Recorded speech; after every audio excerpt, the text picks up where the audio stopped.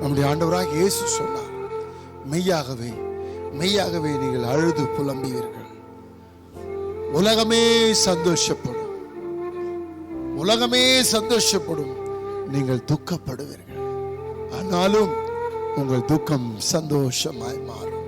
ஆம், இப்ப அழுதுன்னு இருக்கீங்களா? இப்ப புலம்பின்னு இருக்கீங்களா? வேதனையில் இருக்கீங்களா?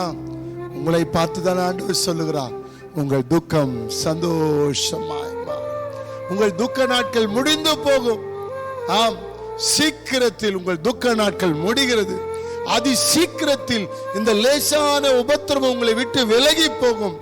ஆண்டவர் சொல்லுகிறார், நம்பிக்கையில் சந்தோஷமாயிருங்கள், உபத்திரவத்தில் பொறுமையாயிருங்கள், ஜெபத்தில் உறுதியாயிருங்கள்.